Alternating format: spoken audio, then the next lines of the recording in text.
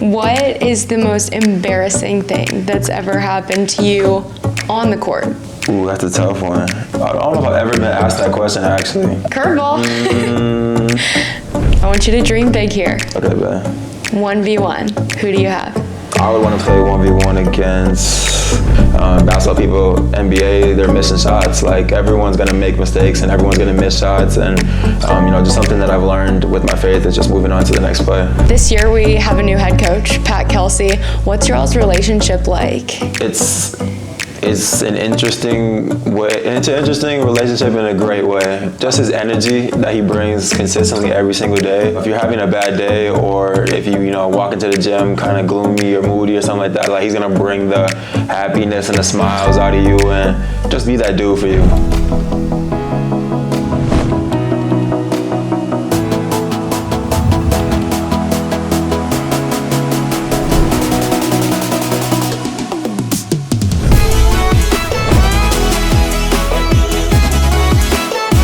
Imagine facing a challenge every day that could hold you back. But for me, type 1 diabetes isn't a limit. It's a reason to inspire others. Spencer Stand is here to show kids that they can chase their dreams, no matter the obstacle. Through game day experiences, personal workouts, and virtual chats, Spencer Stand brings support, hope, and empowerment to kids with diabetes.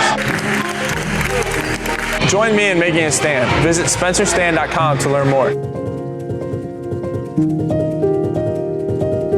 All right, we've got J'vonne Hadley, men's basketball guard. So you're originally from Minnesota. Yep, I'm originally from Minnesota. So what's different about Louisville? I'd actually say it's pretty similar. I'm from the Minneapolis-St. Paul area of Minnesota.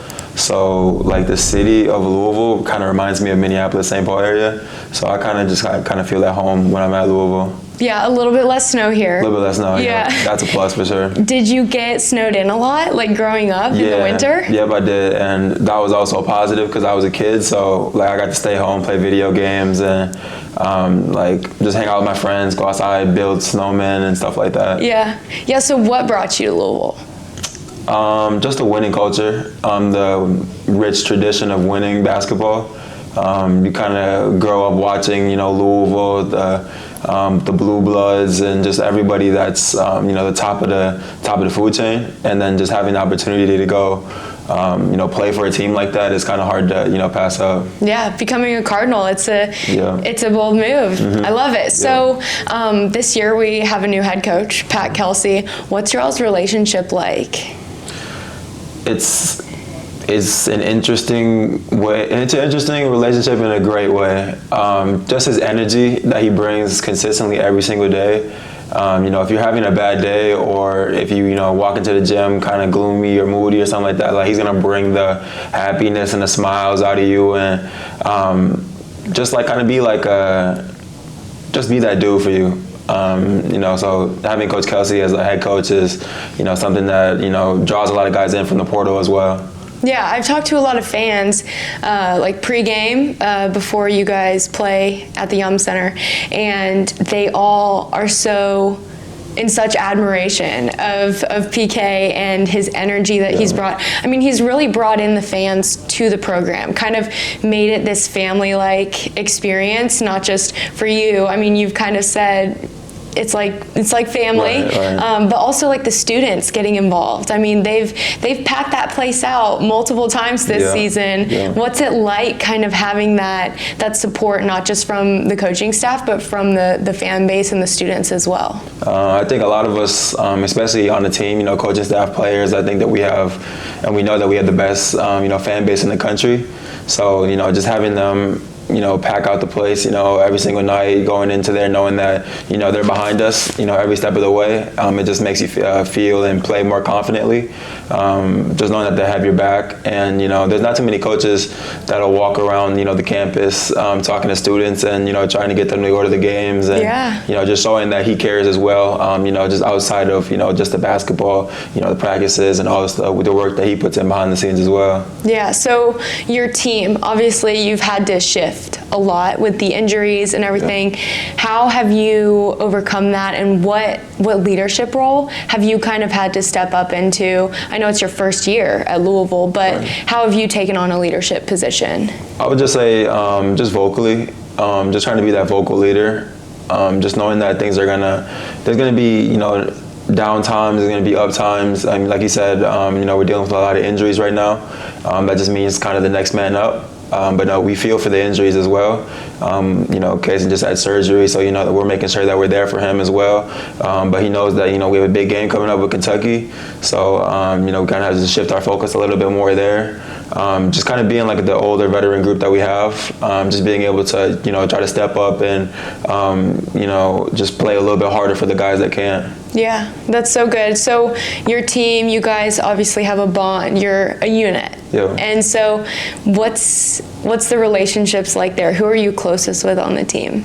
I'll probably say I'm closest with Chucky or Terrence Edwards. Yeah, and would you say that those relationships help you all on the court too? Being friends outside of the court, being, best friends, and then stepping on the court knowing that your whole team, of course, has your back, but those too.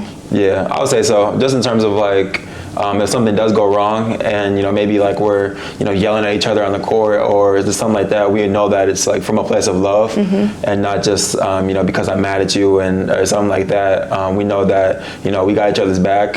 It's kind of just holding each other accountable, but at the same time we know that we've built that relationship so that we can talk like that on the court and off the court. Yeah, that's great. Do you have a nickname?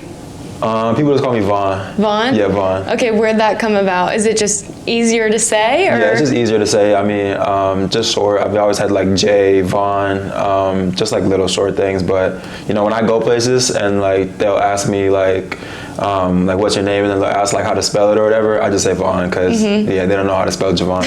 So I just say Vaughn. Yeah, I mean, it flows off the tongue easy, does, but spelling it out, there might be a little bit of a challenge there.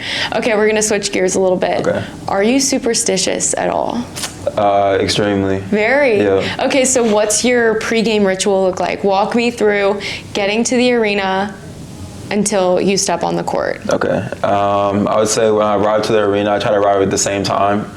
Every game day, and then I have to have my AirPods. I have to listen to music. Are you Apple Music or Spotify? Apple Music. Okay. So I listen to music, and then I kind of go through the same warm-up routine, just the same stretches, the same warm-up on the court, and then I drink. We all have this little electrolytes bottle. I got to drink the electrolytes bottle. I wear 2 socks on each foot. Wow. Yeah. You double up. Yeah, I double up. Wow. So I do that. Why is that? I don't know. I've always just had that. And then the second one is a smaller sock, but I flip it a little bit. Okay. So it's kind of hard to explain, but yeah, I double up on the socks. That's a superstition of mine. Where did that start? Actually, when I first got here. Okay. Just because it was my feet were starting to hurt a little bit more. So just trying to find ways to not make my feet hurt. Yeah, cushion them a little bit. Yeah, just cushion a little bit. So I got some insoles, and then I doubled up on the socks, and it's actually been helping a lot. So I think I might stick with it for a while. Wow, that's so cool. Okay, so what is the most embarrassing thing that's ever happened to you on the court? On the court, most embarrassing thing. Ooh, that's a tough one. I don't know if I have one. Really? The most embarrassing thing. I don't know if I've ever been asked that question, actually. Okay, curveball. Maybe just getting dunked on or something. Okay. But that's just something regular. You get dunked on, you play hard, you're gonna get dunked on. I would just say something like that. Besides that, I don't know if I really have one. Yeah. That's tough. I'm gonna try to throw you off here. Okay, with some questions. Okay, so if you didn't play basketball, what sport would you play? Football. Football, what position would you play? Receiver. Receiver. Why? I played it in high school. Okay. So I played receiver in high school all the way up until my senior year. Just because my senior year, I transferred to a basketball school. So I kind of wanted to just like shift my focus to basketball a little bit more. And just like with all the injuries in football and stuff like that, I didn't want to take any chances. Yeah. So, but I mean, I kind of have the God's gift of just being a receiver, tall, athletic, can run, jump. So I kind of just like took on football as like a second, just a sport. Yeah. And I ended up just being good at it. So. Hey, there you go. You got the Yeah. athleticism Yeah. for it. Okay, so what is a piece of advice that a coach has given you that you've kept with you forever? I would say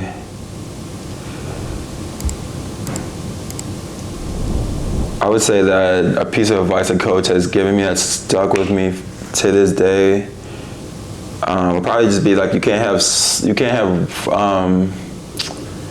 let me see, I can't remember how it goes.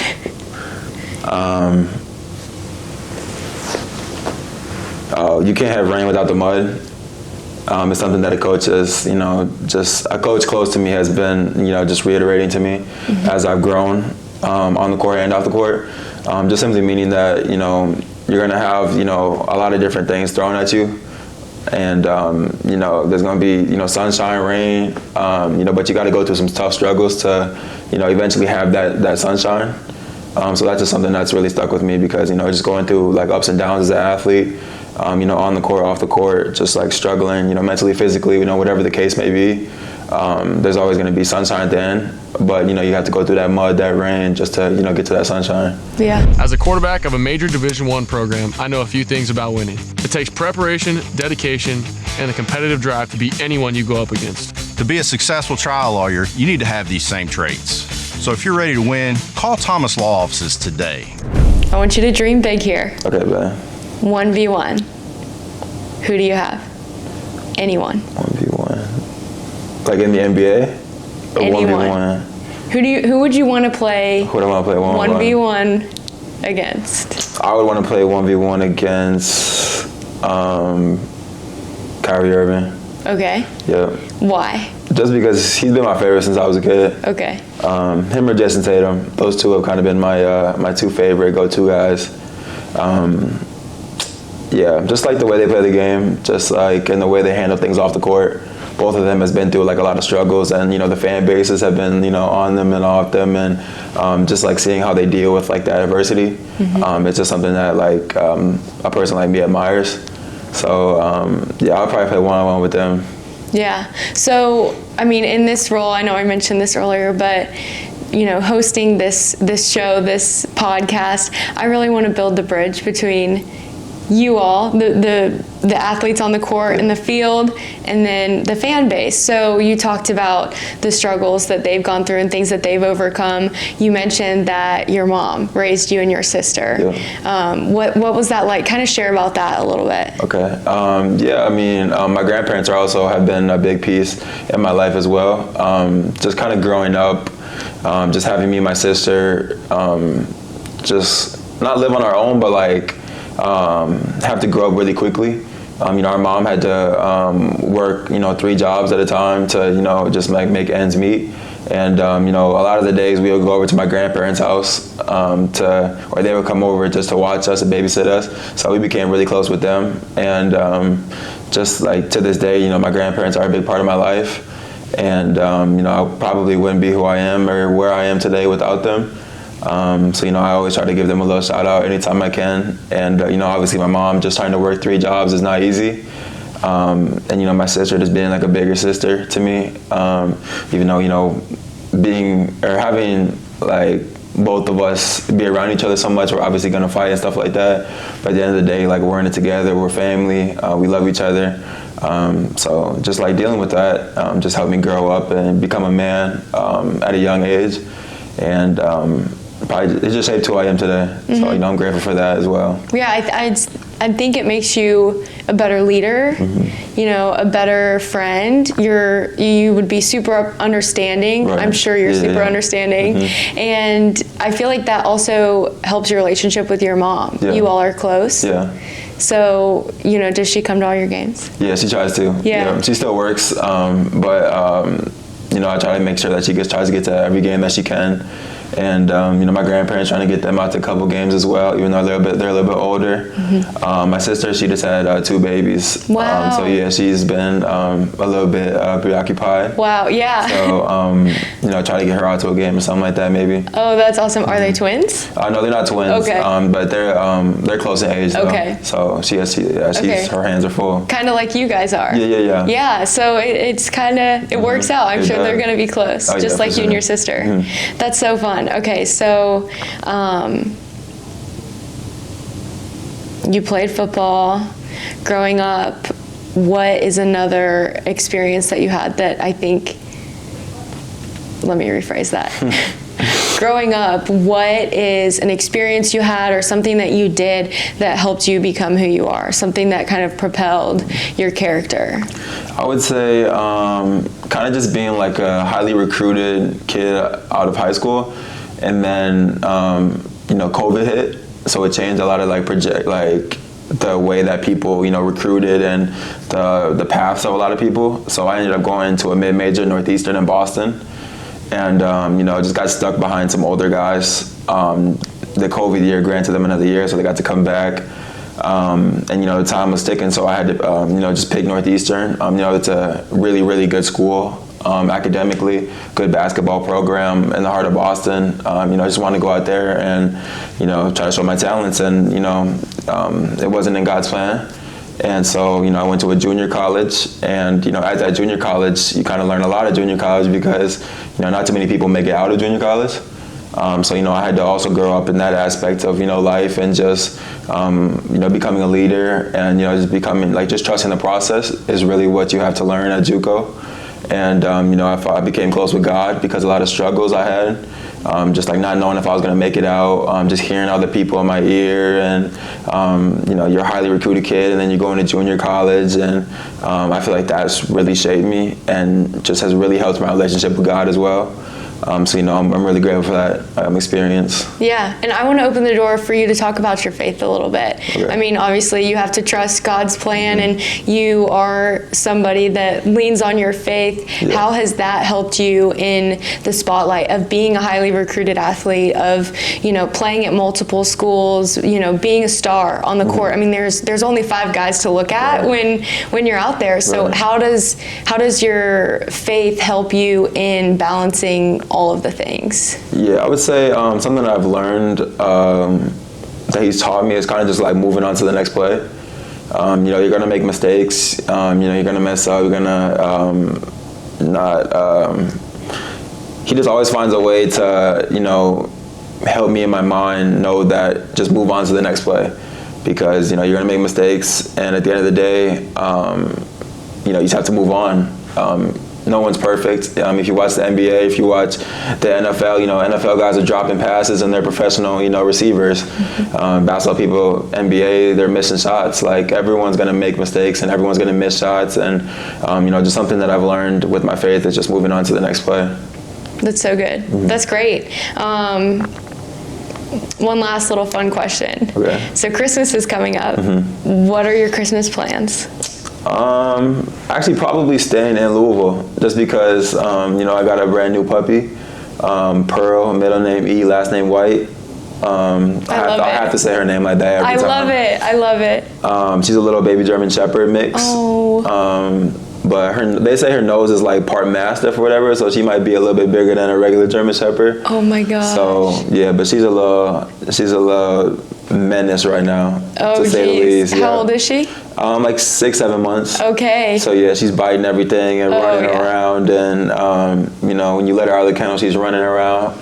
But it's also another opportunity to kind of grow up a little bit. Just having the little puppy, it's like having a little baby. Yeah, you gotta feed her, you gotta take care of her. You gotta be responsible. Yeah, you gotta be responsible with her. So I'm grateful for her, and I got her out of the Humane Society.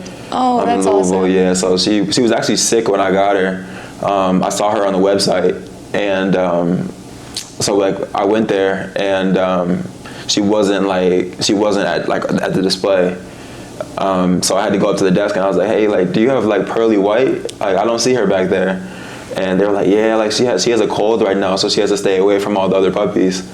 And I was like, oh, can I get the opportunity to meet her or whatever? So like I went back there, and then it was over from there. Oh my gosh, you fell in love with her. Yeah, oh, that's awesome. Mm-hmm. That's so sweet. So is it just your puppy? I have a girlfrine as well, so it's hers as well. Okay, so you all kind of share. Yeah, we kind of share a little puppy. And does she go here? No, she doesn't go here, but she lives here with me. Okay. In Louisville, yeah. Okay, so you make it work. Yeah, because I was gonna say, how do you balance having a 6-7 month old puppy and being in the middle of basketball season? Yeah, we share the responsibility. Okay. Yeah. Oh, that's awesome. Yeah. That's great. So for Christmas, I'm sure you're going to be asking for dog toys, food. Yeah, just all the like little things. Yeah. Maybe little outfits, little sweaters. Yeah, dress her up. She has some little sweaters that she wears. Actually, some little jackets and stuff. So oh, that's amazing. She's spoiled. Yeah. I love it. Mm-hmm. Well, that's great. Well, do you have anything else that you'd like to share? Any funny stories? PK, funniest story? PK, funniest story. I would just say like something funny that he does is like if somebody like their shoe falls off in the practice, he like runs to it, grabs it, and throws it up into like the stands. Oh my gosh. So he has like something, I don't know the backstory about why he doesn't like that, but maybe just not being prepared or something like that. If your shoe falls off, tie your shoes tighter. Tie your shoes tighter. Yeah. Yeah, so that's something funny that he does. Oh, that is funny. That's great.